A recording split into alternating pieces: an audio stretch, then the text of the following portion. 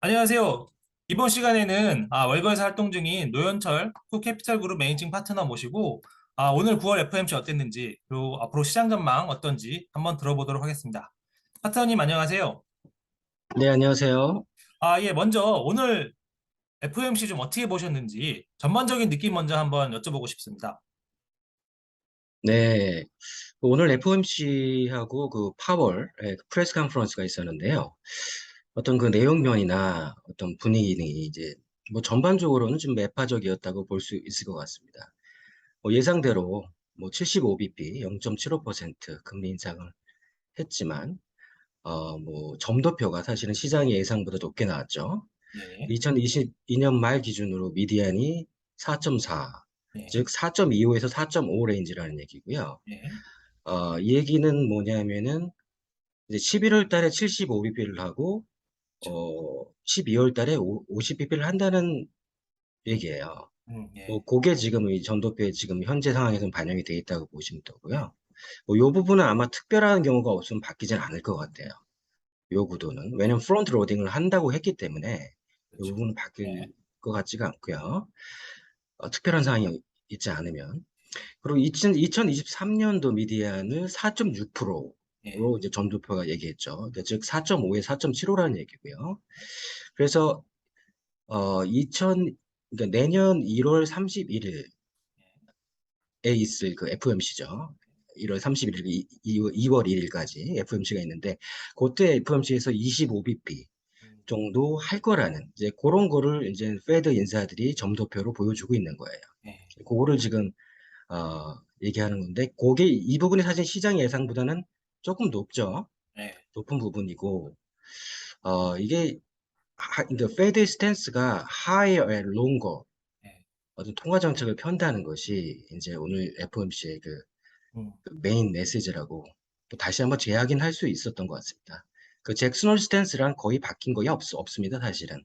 예, 파월은. 프레스 컨퍼런스에서도 이제 파월이 이제 더비시한 제스처가 거의 뭐 없었죠. 뭐 그런 틈을 별로 안 줬고, 뭐 타깃 인플레이션 2%를 강조하는 얘기만 반복해서 수도 없이 얘기했다는 것도 좀 매파적인 분위기를 좀 만들어 갔다고 보시면 될 것 같아요. 뭐 그래도 어느 정도 예상했던 수준에서와 크게 벗어난 건 아니라서 뭐, 음, 뭐 그렇게 큰 걱정은 큰 걱정, 새로운 걱정이 나온 그런 FOMC 미팅은 아니었다라는 부분을 뭐 그런 느낌을 좀 받았습니다. 네. 말씀 주신 대로 아무래도 시장 예상보다 좀 그 점도표 연말 기준금리 전망치도 그렇고 약간 조금 더 높게 나왔는데 말씀 주신 대로 크게 뭐 월가 예상에서 그 터미널 레이트나 이런 게 월가 예상보다 크게 뭐 높은 건 아니어서 그래서 사실 오늘도 장중에는 좀 이렇게 뛰는 측면이 있었는데 그래서 좀 내일이나 이후로도 좀 분위기가 나쁘지 않을 수도 있다 이렇게 보시는 분들도 계시던데 파스터님은 좀 이렇게 어쨌든 내일이나 좀 이렇게 뭐 단기적으로 좀 흐름은 좀 어떻게 보고 계시는지요? 예, 뭐 일단 금일 FOMC가 뭐 어찌됐건 간에 그 페드의 하이어 앤 롱거 스탠스를 시장이 반영해 가는 과정이 앞으로 필요할 거고요. 그러니까 당분간 변동성 장세가 펼쳐질 것으로 예상은 하고 있지만 그렇다고 이제 기본적으로는 백투 베이즈로 돌아가서 그 페드는 오늘 파월이 프레스 컨퍼런스도 얘기했지만 페드는 데이터 디펜던스 팔로시를 유지한다는 것이 이제 기본 전제이기 때문에 이게 결국엔 시장은 당분간 변동성 국면을 거치고 나서는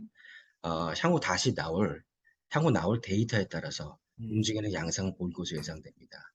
뭐 사실 점도표라는 것도 이 결국엔 앞으로 데이터가 어떻게 나오느냐에 따라서 언제든지 바뀔 수 있는 부분이거든요. 지난 6개월간 얼마나 크게 많이 바뀌었습니까? 점도표가. 그런 것만 봐도 알 수 있습니다. 네. 그러면 이제 오늘 이제 10년물 국채는 결과적으로 좀 오르다가 사실은 이제 결국 다시 또 떨어졌거든요. 아까 연장선인 것 같습니다. 그러니까 결과적으로는 이제 터미널 레이트가 생각보다 그렇게 안 높을 수 있다. 뭐 시장의 뭐 예측 크게 보면 그 범위 아니다. 그래서 좀 신용물 국채는 좀 내려간 것 같은데 좀 요 며칠 상에는 좀 10년 국채가 3.5를 넘어 3.6도 찍기도 했는데 오늘 다시 좀 더 결국 떨어졌거든요. 그래서 어쨌든 시장의 증시에 10년 국채가 영향을 좀 많이 주니까 10년 국채는 좀 앞으로 어떻게 좀 예측을 좀 하시는지 한번 마지막으로 좀 음. 여쭤보고 싶습니다. 그 10년 국채 금리가 한 이틀 동안 3.5%를 넘었죠. 너무 그렇게 그렇습니다. 예. 올라가는데 이제 그 이유는 이제 8월 CPI가 아주 안 좋게 나오면서 그리고 금리가 2월물이 그러니까 2년물이죠. 예. 2년물이 미국 국채 2년물이 올라가면서 그게 이제 10년물이 같이 어느 정도 따라갔던 부분이거든요. 음, 어 근데 지금 현재 FOMC에서 오늘 나온 것도 보면 전도표가 올라갔고 그리고 지금 뭐 오늘 파월이 살짝 언급을 했지만 QT를 풀 스피드로 한다고 했어요. 지금 뭐 MBS도 지금 예정대로 진행을 하고요. NDBS 그 셀링하는 것도. 근데 그렇게 그런 얘기가 나오기 때문에 지금 10년물 국채 금리가 여기서 3.5 수준 위에서 당분간 움직일 수가 있습니다. 그래서 한 3.75?